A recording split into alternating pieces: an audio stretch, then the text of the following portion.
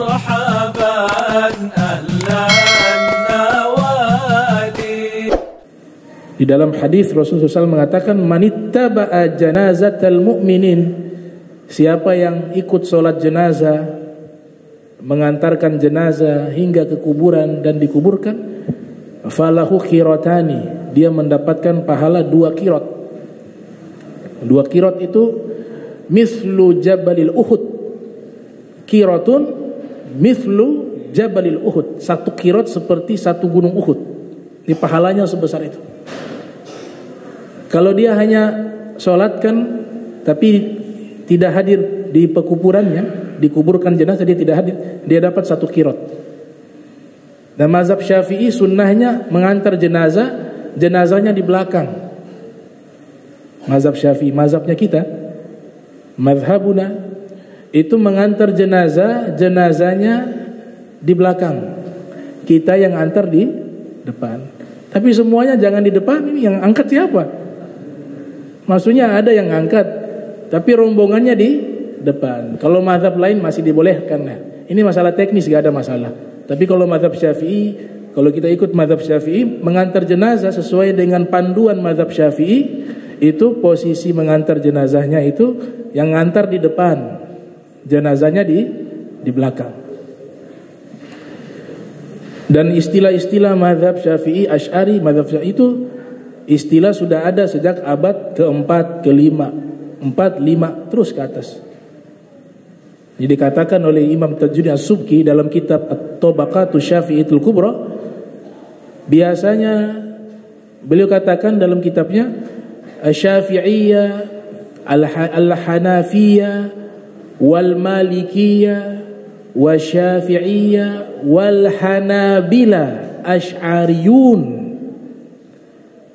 Biasanya ulama-ulama bermadhab Hanafi, Maliki, Syafi'i dan Hambali. Akidah mereka Asy'ari. Dulu Hambali banyak Asy'ari, tapi sekarang sudah tidak. Ada tapi sedikit. Sedikit. Yang banyak Syafi'iyah. Yang banyak Malikiyah. Hanafiyah cenderung lebih banyak ke Maturidiyah. Kenapa tidak ikut mazhab Syafi'i sekaligus akidah Syafi'i? Ya, kan muncul pertanyaan begitu. Karena Imam Syafi'i tidak fokus menyusun masalah akidah. Di zaman itu masalah akidah tidak terlalu bermasalah. Aliran-aliran sesat di dalam akidah tidak terlalu bermasalah, masih sedikit. Ada tapi masih sedikit. Ada Mu'tazilah. Dan Imam Syafi'i, Imam Abu Hanifah, Imam Malik, Imam Ahmad, mereka fokusnya ke fikih. Bahkan Imam Ahmad itu sebagian ulama mengatakan beliau bukan faqih tapi muhaddits. Beliau bukan ahli fikih tapi ahli hadis.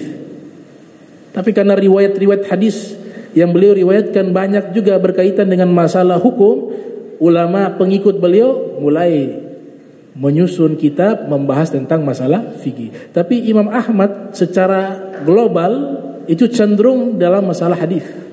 Beda dengan Imam Syafi'i. Imam Syafi'i selain ahli hadis, beliau juga faqih. Karena beliau yang menyusun usul fikih, kitab Ar-Risalah. Nah, di zaman mereka masalah akidah tidak menjadi fokus utama di dalam menyusun kitab kecuali Abu Hanifah. Abu Hanifah beliau fokus terlebih dahulu masalah akidah. Maka ditulis sebuah kitab namanya Al-Fiqhul Akbar. Fikih yang paling besar. Fikih yang paling besar. Itu kitab membahas akidah. Imam Syafi'i fokus dalam masalah fikih, Imam Malik fokus dalam masalah fikih dan hadis, Imam Ahmad fokus dalam masalah hadis Nabi Muhammad sallallahu alaihi wasallam. Nanti setelah mereka, nah ini kan satu zaman, mereka satu generasi tapi tahunnya berbeda. Maksudnya satu generasi hidupnya di abad yang mendekati satu dengan lainnya. Abu Hanifah lahir tahun 80 Hijriah, wafat 150 Hijriah. Kemudian Imam Malik 93 Hijriah, lahir wafat 179 Hijriah. Kemudian yang ketiga Imam Syafi'i, lahir 150 Hijriah, wafat 204 Hijriah. Kemudian Imam Ahmad ibn Hanbal, lahir 164 Hijriah, wafat 241 Hijriah. Imam Malik bertemu dengan Abu Hanifah.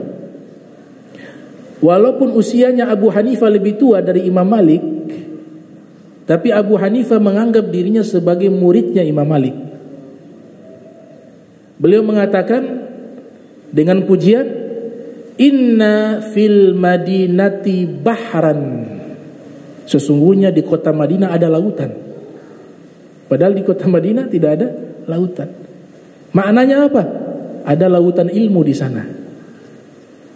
Siapa itu lautan ilmu? Imam Malik.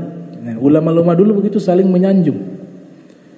Imam Malik pernah ditanya, wahai Imam Malik, bagaimana pendapatmu tentang Imam Abu Hanifah?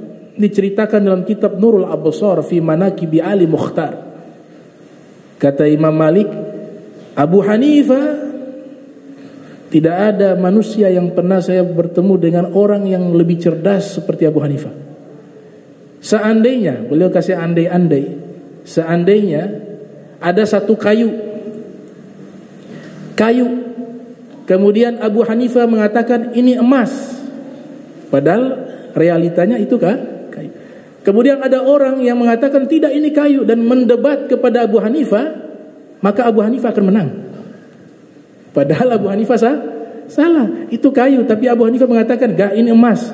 Diajak debat, ini posisi orang yang benar, debat dengan Abu Hanifah, pasti Abu Hanifah yang menang, kata Imam Malik. Artinya logikanya, ya, kecerdasan akalnya itu luar biasa. Setelah Abu Hanifah meninggal, Imam Syafi'i lahir. Imam Ahmad bertemu dengan Imam Syafi'i. Gitu. Imam Syafi'i berguru kepada Imam Malik. Imam Abu Hanifah, Imam Malik bertemu di majlisnya Imam Ja'far As-Shadiq, gurunya Imam Ja'far As-Shadiq. Lahir 83 Hijriah, wafat 148 Hijriah. Di zaman mereka gak ada masalah akidah. Masalahnya ada sedikit kecil. Dan pada waktu itu lebih cenderung orang sibuk dengan masalah fikih. Nanti setelah tahun 260 Hijriah, lahirlah seorang ulama bernama Al-Imam Abu Hasan Al-Asy'ari. Nama aslinya Ali bin Ismail. Lahir tahun 260 Hijriah, wafat 324 Hijriah. Di zaman beliau sudah ramai itu akidah-akidah yang menyimpang. Walaupun awalnya beliau ini adalah mengikuti pemahaman Ayatiri, Ali Al-Jubai Mu'tazilah. Tapi setelah itu beliau bertobat dan ikut pemikiran akidah ahli hadis. Dan beliau mengumpulkan, bukan menciptakan, mengumpulkan akidah-akidah ulama sebelumnya, termasuk Imam Syafi'i, Abu Hanifah, Imam Ahmad, Imam Malik. Mereka punya akidah-akidah itulah dibukukan dan disusun dengan rapi di dalam mazhab akidah. Jadilah Asy'ari nisbat kepada beliau. Maka dia punya sanad itu kalau kita lihat dalam kitab Al-Farqu Bainal Firaq yang ditulis oleh Abdul Qahir Al-Baghdadi, di bagian akhir kitab tersebut sanad daripada Abul Hasan Al-Asy'ari itu sangat dekat kepada Imam Syafi'i. Beliau ketemu dengan murid-muridnya Imam Syafi'i. Murid langsung Imam Syafi'i itu adalah guru-gurunya Abu Hasan Al-Asy'ari. Beliau belajar kepada ulama lintas mazhab, ulama besar mazhab Hambali beliau belajar. Al-Barbahari namanya kalau Hambali, Al-Imam Al-Barbahari. Belajar juga para ulama mazhab Hanafi, Maliki, semuanya. Dari semua inilah beliau belajar, beliau simpulkan akidah mereka semua sama, yang dinamakan dengan akidah Asy'ari karena nisbat kepada beliau. Jadi kenapa tidak ikut mazhab Syafi'i? Akidahnya juga Syafi'i, ya karena Imam Syafi'i belum menyusun masalah akidah. Tapi kalau ikut Abul Hasan, itulah kita mengikuti akidahnya Imam Syafi'i. Kita ikuti akidahnya Abu Hanifah. Gitu. Nah, ini bahasa kadang-kadang diputar-putar. Seakan-akan Imam Syafi'i akidahnya berbeda dengan Abul Hasan Asy'ari. Gitu. Abdul Qahir Al-Baghdadi tulis tuh, baca kitabnya Al-Farqu Bainal Firaq. Di situ ada pertanggungjawaban ilmiah. Sanad ilmu akidahnya Abul Hasan Al-Asy'ari bersambung kepada imam 4 mazhab. Imam Abu Hanifah, Imam Malik, Imam Syafi'i, dan Imam Ahmad bin Hanbal. Ini.